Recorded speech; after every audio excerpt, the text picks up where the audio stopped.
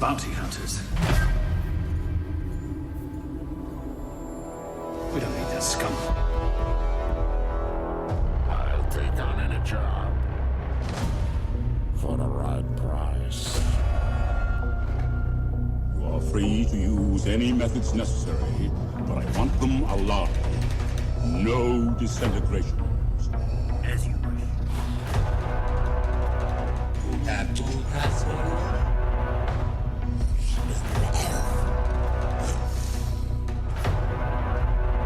He's all yours, bounty hunter. Bounty hunting is a complicated profession.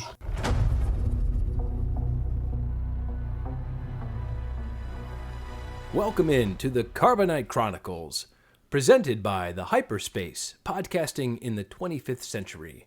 And this show is going to follow the Disney Plus mega release, The Mandalorian. My name is Matt. I'm Jared. And I'm Michael Fett. Oh, Fett. Big news, we just all watched Chapter 1, the premiere of The Mandalorian. Yes. What'd you think, guys? Well, I don't really want to let the cat out of the bag, but Oh, no. This is all about spoilers. We're giving spoilers away. okay. So let's hit our patented spoiler alert sound. All right, yeah. So we are gonna just be spoiling the living crap out of everything. So if you haven't watched it, just turn this off. And if you're asking what I thought of it, in a nutshell, I really liked it. I couldn't agree more. There was a lot of hype leading up to this show, wasn't there? Yes, there was. Absolutely. I have to say, I think it lived up to all its hype. I absolutely do. So far, I'm waiting for the next episode very impatiently. Absolutely. Mike, what'd you think? I thought it was really good. It's actually one of those shows that the more I think about it, the more I like it. When it started, I was a little cautious going into it because, like you said, this show's really been hyped, and there's a lot of talent that I respect behind it. Dave Filoni, Jon Favreau, Favreau. whatever. Anyway, he's Favreau. he's never gonna listen to this. What do I care? He's on the show next week. Yeah. Hey guys. But We got Jon So- Favreau. So it's a little like, even watching it, it's almost like I was looking for reasons to kind of not like it. It's like tempering my expectations. And as it moved along, by the time it got to when he was got finished talking to Werner Herzog, I was really starting to really get into it. And I guess the big thing was, where's this leading? And I have to say, like, the whole episode, it's the episode is a little bit of a slow burn, but the payoff is very satisfying. Yeah. And it was good. I mean, it was really good. It's like a really good first episode, and a first episode is a hard thing to do, especially because the characters don't really develop that much in that first episode. But it works. The whole thing works. I mean, there's like nothing in that episode I can think of that I didn't like. Well, perhaps before we get too in depth and granular on this, we should just let's give them a kind of a recap of what happened, and maybe as we go, we can kind of break down the stuff that what we thought of it. So, right off the bat, after the standard Lucasfilm logo comes up, there's kind of a cool new logo. I guess they're using that for maybe the television projects. Yeah, it's pretty cool. Yeah, it just shows like silhouettes of all these people from all over Star Wars and kind of coalesces at the end into the Star Wars logo. And then we open on a windswept, wintry world with our protagonist walking into a cantina of sorts. Which is fitting. Yeah, and I wouldn't even call it a cantina. It's sort of like a broken down truck stop. That's what it looked like. And right away you have this big dude, a human, and a Quarren, also a very large Quarren. He's the human speaking Huttese, subtitled, of course. I thought that was interesting. humans speak Huttese and have in past Star Wars projects. Anakin comes to mind from the prequels. But this was like a whole conversation that you had to read. I think that first scene really kind of cemented the Mandalorians' tolerance for bullcrap is not very high. You know what I found interesting what they did in that first scene was how they kind of let the viewer know that the Mandalorians as a people are kind of looked down upon. He was given that kind of, hey, Mando, that's a standard like slur for a Mandalorian that isn't meant to be complimentary. Yeah. Well, I'd like to see how that came about, because when you watch the Clone Wars, you kind of get the sense, well, especially like the Death Watch, they're like, and even in Rebels, like the Mandalorians are kind of like tough hombres. Mm-hmm. So I'm kind of curious to see, is this an offshoot of them, or is this like, did their culture completely collapse after Darth Maul like had his way with it? So I'm hoping that they explore some of that. Right. Yeah, and you're looking at from the time of Rebels to Mandalorian, it's less than 10 years, but it's right around there, I guess. Since the Mandalorian's 5 years after Return of the Jedi, and then Rebels stops right up at. Well, it comes within about a year of New Hope. Right off the bat, in that scene, I'm already happy with what Dave Filoni and Jon Favreau have done with the characters. It felt super Star Wars. Oh yeah, it felt just like one of the original movies. It didn't feel overly forced in what they put in that cantina. Everything was organic, and everything felt very, very Star Wars. And it set the tone for me right off the bat, and I felt very good about the show right from that first scene. It felt of all the Star Wars movies, it felt the most like Rogue One to me. Yeah, mm-hmm.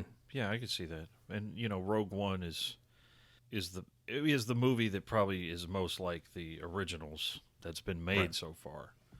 So that's a good description, I think. An apt comparison. But we see the Mandalorian take control of the entire bar and obtain his bounty, which is a really humorous scene, by the way. Horatio Sanz as that bounty was just really funny, I thought. Okay, forgive me. That was Horatio Sanz? Yeah. The blue guy? Yeah. He was great. Who's Horatio Sanz? The name's familiar. He's SNL. Saturday Night Live. He was kind of the chumpy Hispanic guy? Yeah, the chubby Hispanic guy. Oh, wow, okay. Now, this was a minor complaint, but the alien that he is playing, it seemed more like a Star Trek alien to me. Yeah, I felt that too. I can see that. Yeah, especially, I think it was because he was speaking without any sort of accent. And I think in Star Wars movies, you're used to when aliens speak, they have some sort of accent. Yeah. Yeah. Like, a fantastic 1940s Japanese accent, perhaps. No, but it was a little jarring to hear him just speak like straight up English. Yeah. And it's fine, because I think as the show went on, he did seem more alien in kind of the things he was talking about. Like, he hasn't evacuated his bowels. Well, there's a great action sequence where they take off and a giant mutant alien walrus comes out of the ice and tries to take down the ship. Yes. And we get to see the Mandalorian use his staff to shock and poke it. Which is straight up holiday special. You got a Life Day mention. Oh, I was going to say, you mentioned Life Day. It was great. Yeah. And we get to see, is that the first time we see a toilet in a Star Wars thing? It is. Yeah. It totally has is. to be. So it's like the Psycho of Star Wars movies. Yeah, because the Psycho is the first time you saw a toilet in a motion picture. But, it was a great scene when he's looking through all the Carbonite bounties hanging there, and he gets put in the mini Carbonite freezing which I station thought there. was really cool.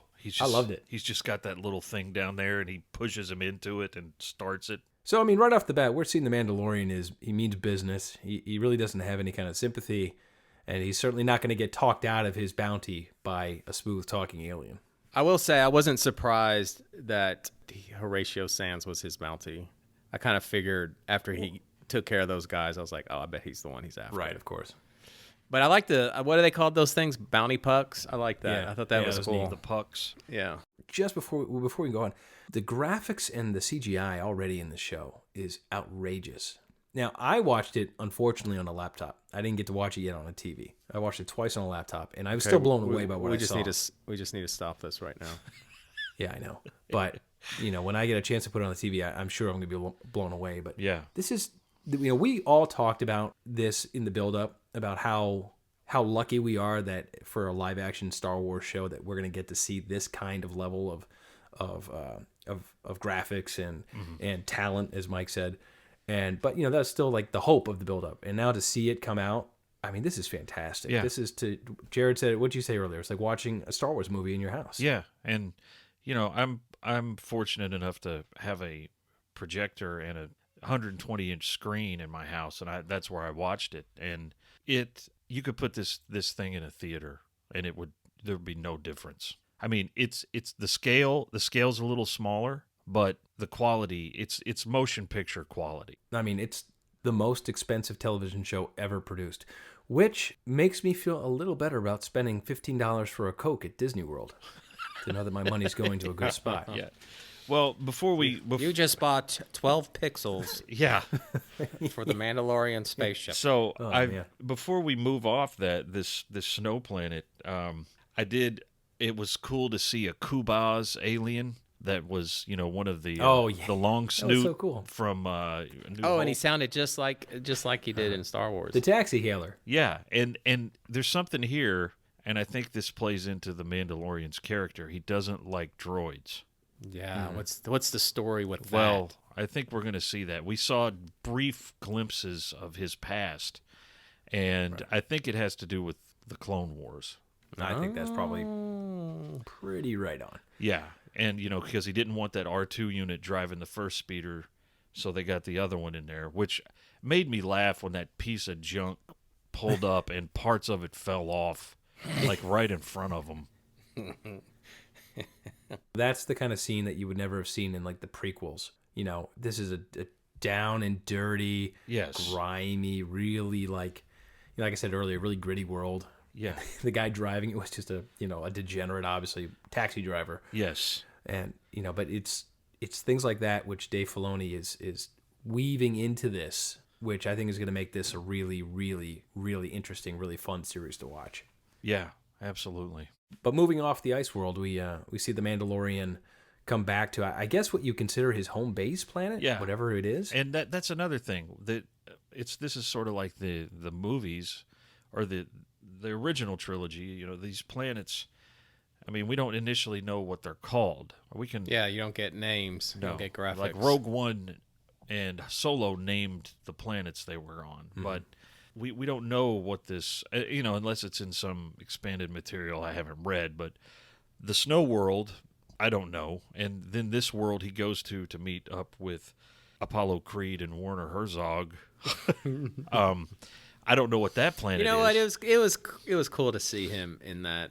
He was in Rocky. He was in Predator. It was kind of neat to see him. Yeah, Like have like a little small role in there. yeah, and I think Carl Weathers' role is expanding in this season because I've seen him in different trailers and stuff doing other things. So I love this scene, though. I loved it when he was collecting his bounty and trying to pay with Imperial credits.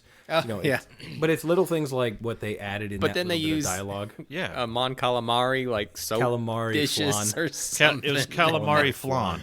Calamari It flan. looked like soap. Yeah, and he's like- here's some soap. You need a bath here. Take these. But I love the Mandalorian's response. He's like, "Those are Imperial credits. Yeah, he's like, I don't know. Empire is- I don't know if you The know Empire ain't this. here no more." The Empire's not around. He goes like, they still spend. So Oh, I love it.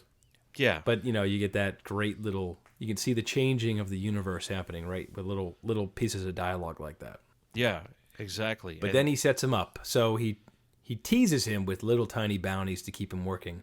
But then he teases him with the big fish, yes, the mystery bounty. the mystery bounty, and there's no puck for this. It's all face to face, personal interaction, and with some stormtroopers and some very Well, before you very get low Stormtroopers, maintained. oh, I man. tell you what, maybe it's such a little thing, but when he approached the door, he obviously he accepts the bounty, and then we see the Mandalorian show up at a doorway to talk about the bounty with whoever this Well, wait. is. Even before that, I want to mention something real quick.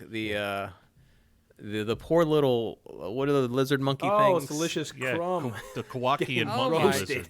I felt bad for that He's thing. watching his He's- friend getting roasted. I mean, and then he's like, "Oh, Jared, what are those called? Kowakian monkey lizards. Oh man, that was a great scene. Dude, and you know what? I mean, His eyes of terror looking at his buddy getting roasted in front of him. But you know what I loved about that is that it was What? obviously a hand puppet. And Sure. just like it Oh, should yeah. be. Unapologetically. Yeah, and just like the Salacious was. So, Yeah. you know, just go with it. Good, embrace it. I did too. I didn't question it for a bit. But when he shows up at the door and then the same kind of sentry that at Jabbas Jabba. Palace that oh yeah, pops out even of the sounded door. exactly the same. So great. And, you know, it's these little things that are still thinking about it, blowing my mind away as I'm recapping the show in my head. How cool these little things are that they put in there. I mean, it's really making me feel that the right people are stewarding this show. for Well, the yeah, fans. that's a no-brainer. I mean, I think that's obvious. But you know what? In the past 5 years, you know, Star Wars has not been exactly a no-brainer. So I feel comfortable with this set of Star Wars. Well, I mean, we can get into this later, but the frustrating thing is the guy that's part of this has always been there. But anyway, Yeah. Oh, sure. But he hasn't been there in the right places at the Yeah. right times. I wonder how Let's that just say he's happened. coming in for this, and I'm glad he's there. So yeah. But anyway, so we go in, and the Mandalorian encounters 4 very... If a stormtrooper could look sick, like they were ill and not well, these stormtroopers did. You know what they look like? They look like a rancor swallowed them whole and they came out the other end. It's possible. I mean, they look terrible. Their armor didn't fit right. Their posture was terrible. They were just like kind of hunched over and didn't look very threatening at all. But it was great to see the original Of course. Stormtrooper, Yes. as dingy as they looked. It was very, The original Stormtrooper is always welcome. I mean, it's like when you see him in Rogue One the first time. It's like you're home. Like, it's Yeah, like it you did come home. Solo too. Yeah, it's like, oh, good. And it's cool, but also, you know, like in what Solo gave us, is they even gave us some variations of the original Stormtroopers, which was always cool when you saw like Empire and Jedi, when you got like some kind of new version of a Stormtrooper. But, you know, it's the original that kind of grounds it. That's like... I think we're going to call these stormtroopers flu troopers because they all look sick. That's fair. So, do we know Werner Herzog's character's name?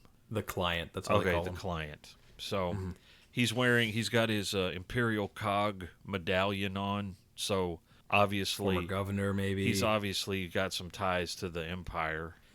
It's cool that they brought in old Herzog for that, German filmmaker. Yes, and so since he does talk with an accent, obviously Imperial has to be Now, what is it? The medal called? Bestcar. That's straight from the novels, right? Yeah, that's an expanded universe thing. Yeah, that's straight up. Like that's the stuff that in the Mandalorians in the novels.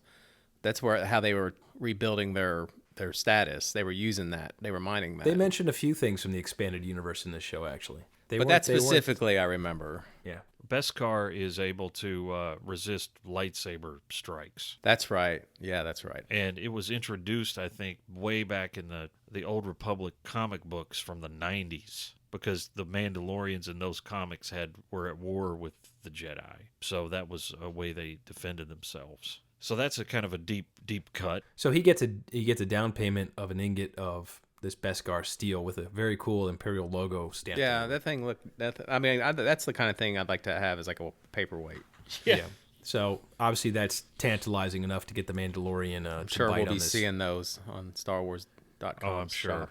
And he gives him a tiny ingot of it, which is a big deal for them. And he then teases him, saying, I have a whole container of this stuff ready for you upon delivery of the bounty. We get a little bit of side conversation from a random doctor who kind of disturbs the conversation. Dr. Pershing.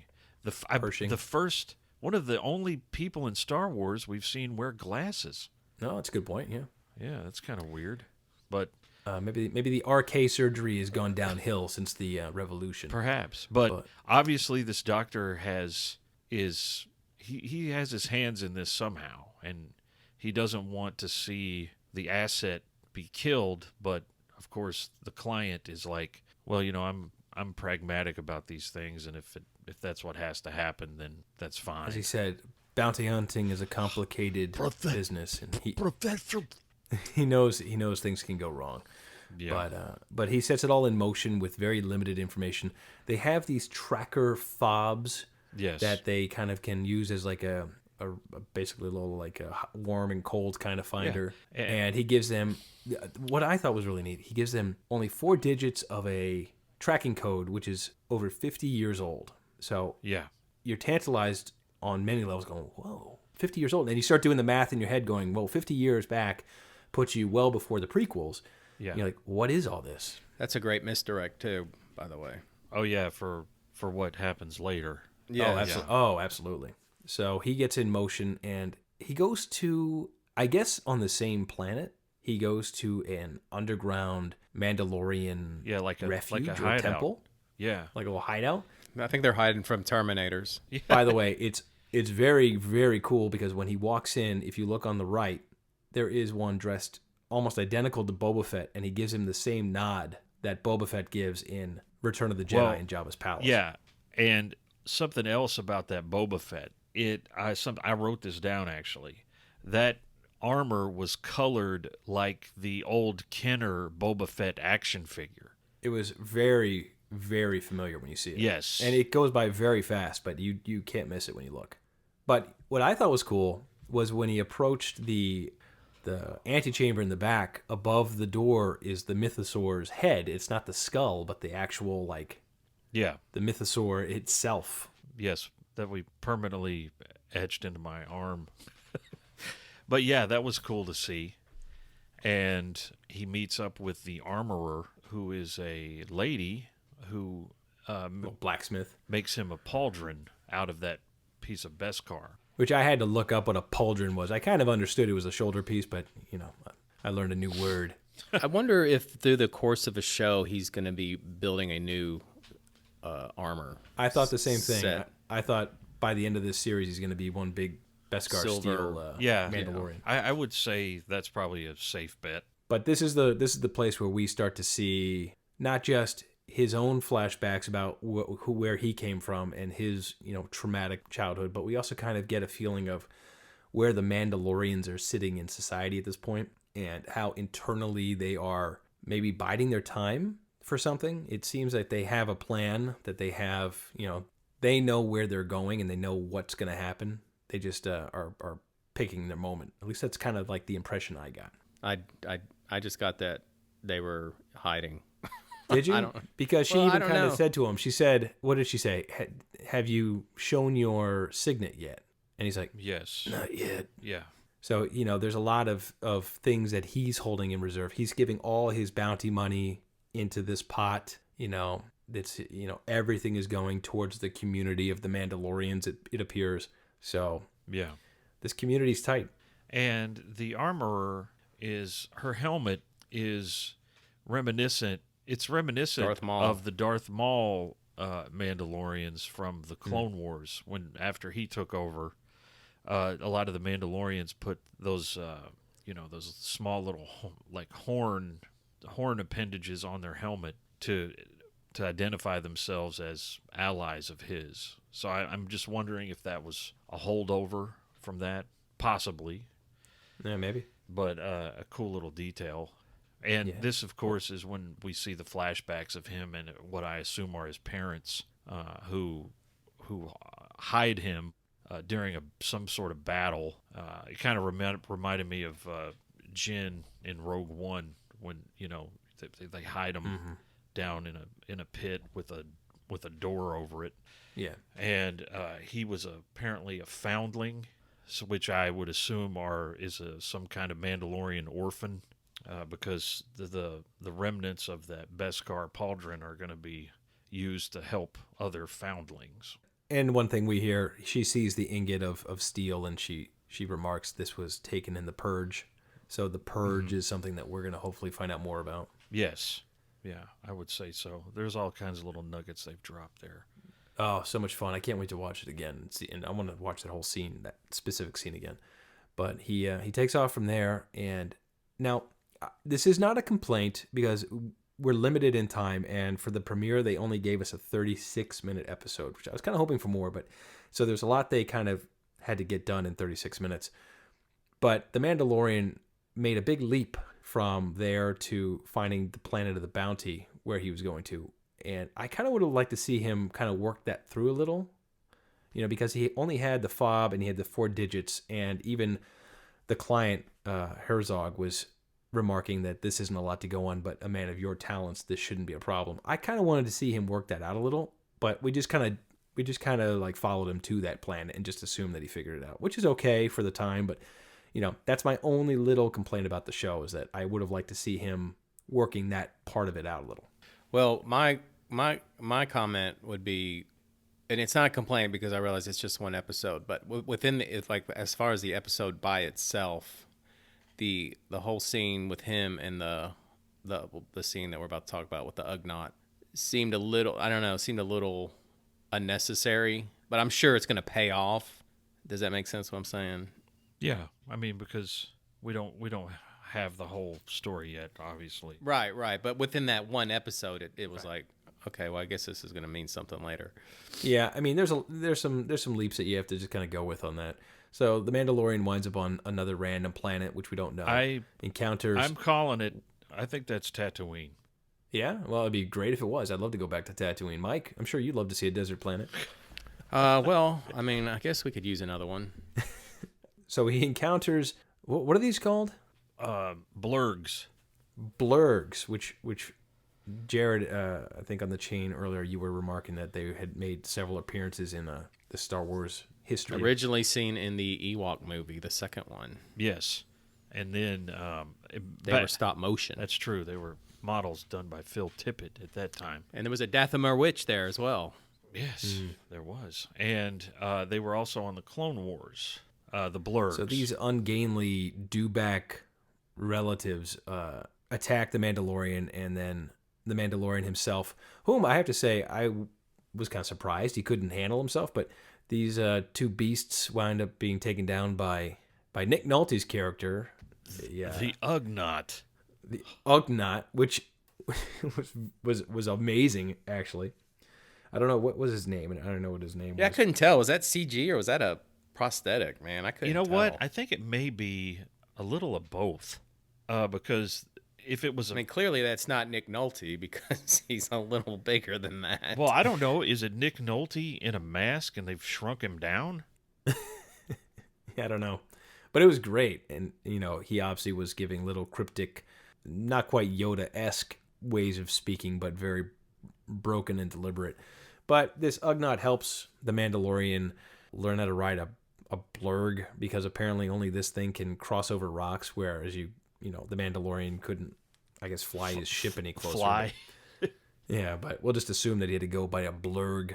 But he leads them to where the bounty's being kept, a stronghold, and kind of gives a little more intrigue in terms of saying, I've led people here before, and they've all died, but we need to get this bounty off this planet because this is creating a problem for us in this place, because people who come here seek peace, not war. So his whole motivation is just to get this bounty off planet and be done with this stuff. And, before we actually talk about that stronghold, at this point, I when I first watched it, I've seen it twice, I'm going to remark the music in this is a very much a departure from the rest of Star Wars that you've seen. It's very Western. It's very, I don't know, they're instruments that you're not used to hearing in Star Wars, but it's good music. But I have to say, when he got to this planet, I found that some of the music to be distracting from what I was watching. In watching it the second time, it didn't bother me as much. But maybe it's just because I'm getting used to this kind of music in Star Wars, because it's very different from what anybody's used to. Yeah. But that said, it's all great music, but I have to kind of accept it in the Star Wars universe. Well, that scene, they started to use a theme, and the most of the episode it was kind of ambience, so it was a little jarring when it started. But I've just recently acquired the soundtrack, and having listened to it on its own, I think it holds up really well, and I enjoyed it quite a bit, and we'll probably be listening to it. Yeah. But what's so cool again is that we're getting brand new music with the show. It's not it's not like a rehash of what we're used to. So this is all great stuff. Ludwig Göransson is the composer. He also did Black Panther. And the Creed films. Yeah, this has Apollo Creed in it, so hey. Yeah, it's perfect. Creed. So we see the Mandalorian looking at the stronghold, and he obviously he sees a lot of different aliens. We see Trandoshans. We see what's the alien that is? There's a lot of Niktos around there.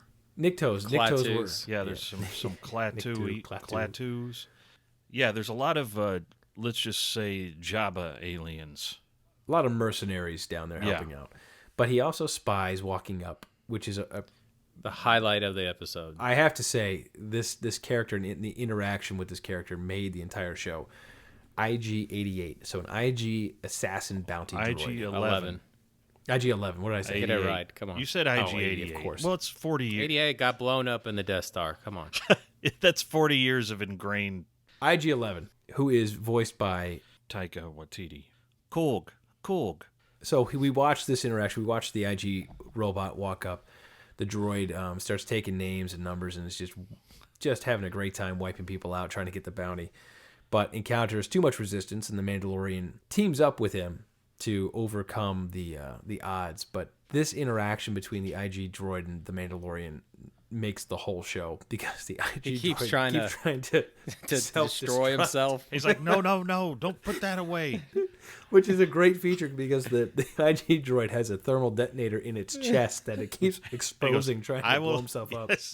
I will now self-destruct mode active. And he's like, stop it, put it back in. He's like, stop. Oh, it's so funny. It's really, really funny interaction. I like, too, when he's shot and after he's cleared everyone out, he stands up and he's got that oil stuff spraying out of his back like a wound. Like an artery's been hit. He's like, are you okay there? That looks pretty nasty.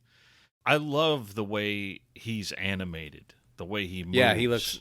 You can see, like, his eyes moving. Oh, like it's so he's so good. segmented. Everything, like parts of his face are spinning. He's spinning. His torso spins.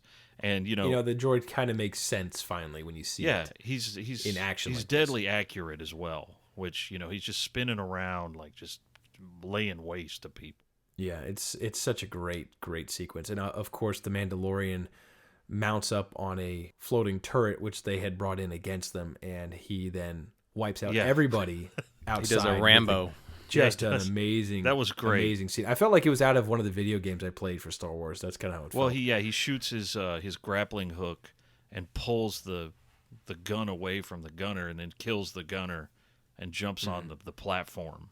That was awesome. They used the massive turret to enter the barricaded room where the bounty is, execute one last mercenary, and then find something completely unexpected, which nobody could have seen coming. A 50-year-old Yoda baby. Amazing. Yeah, he's like, this isn't right. The bounty's 50 years old. Other species age differently. So what happens?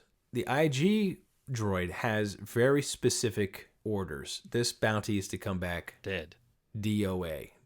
He is supposed to kill this bounty, not bring it back alive. The Mandalorian has a problem with that, though you don't know what happens specifically. All you see is a reflection of a laser blast in the Mandalorian's They really sell helmet. it in a way that for a second you think that IG-11 actually kills the baby. Yes. Right. And then, of course, you see the husk of IG-11 fall to the ground with a giant blaster Which I hope hole he in his comes head. back.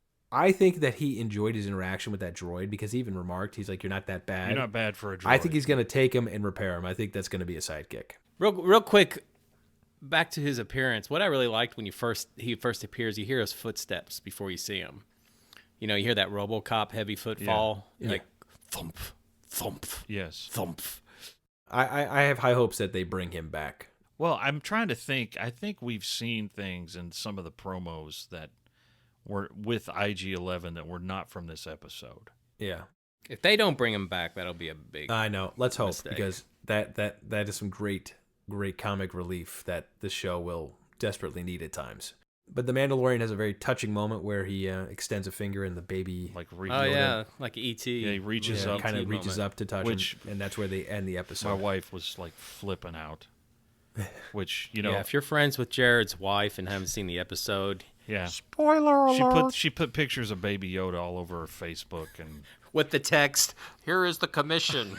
IG-11 says, "Here is the commission." So we don't really know how old this Yoda baby is. We know that the tracking number.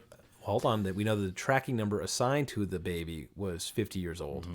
So that's when it was starting to be tracked. We don't know if it's older than that, but if we even just go on 50 as a finite number for the baby, that still puts the baby how far before the Phantom Menace, Jared? about 15 years. 15 years before Phantom Menace. So this baby has been around for everything, and it's still a baby. But there's all kinds of questions now. I mean, why do they want? What does Werner Herzog want with this baby? Well, Warner might not even be the end. That's client. true. He might be a middleman. Who wants this baby? The doctor seems very particular on keeping the baby alive Yes. and knows about it. Correct. So, there's a lot of questions, and to their credit, I'm asking them all in my head, and I'm going to watch this again and again and again until Friday because I can't wait to see what's going on in this show. Yeah, I'm kind of glad we don't have to wait a full week before we see what happens, because that would be. How many episodes are there? 8? 8. 8. It's gonna be so short. Season 2 has already been slated, and They're shooting it now. Actually, our buddy Apollo Creed is directing an episode. Oh, really? Yeah. Didn't he? Yeah, I just thought of him when he was on Arrested Development. Did you watch that when he was on there? No. He was an acting coach. Oh my god, it was so funny. Anyway, those of you who've seen Arrested Development know what I'm talking about. And Carl Weathers was hilarious when he was on that. So, looking at the schedule, the Mandalorian's wrapping up Friday, December 27th. So, right before the end of the year. And it is going to air on Fridays, every Friday leading up to the 27th, except for one episode will air on Wednesday, December 18th. So, what's interesting is it'll end pretty much right after Rise of Skywalker. yeah. So Right. we'll be able to compare the Mandalorian to the Star Wars trilogy in its completion. But that's our premiere episode of the Carbonite Chronicles, reviewing Chapter 1. And I have to say, I think everybody's pretty pleased with what we've seen so far. Absolutely. Yeah. I've watched this episode like 3 times now, and I'm like, I can't. It's just like you said. It's like having a new Star Wars movie. Only it's 39 minutes long, and there's 7 more coming. But we'll keep you updated every time a new episode drops. We'll be dropping a Carbonite Chronicle to review. We're going to drop it Next week we'll be dropping number 2. Yes. Hey, thank you. Thank you, Mike. Number 2 will be dropped. Yes, and quick programming note for everyone. On Monday, in place of a regular episode of the Hyperspace, we will be releasing the next episode of the Carbonite Chronicles. And then the Monday after that, we'll be back on our schedule releasing a new episode of the Hyperspace proper. If anybody hasn't gone out and gotten a Disney Plus membership, go out and get one, or borrow one of your friends for. Well, you can watch it for you get a week, you get a free week's trial right now. But no, go out there, get a membership. It's worth it. This is a great show. If you're a Star Wars fan, it's a must see, and we'll keep you updated, everybody. So thanks for listening. You know you can't live without this content, so subscribe to The Hyperspace, podcasting in the 25th century. Follow us on social media, leave us a review, and join us here next time as we take you into the 25th century.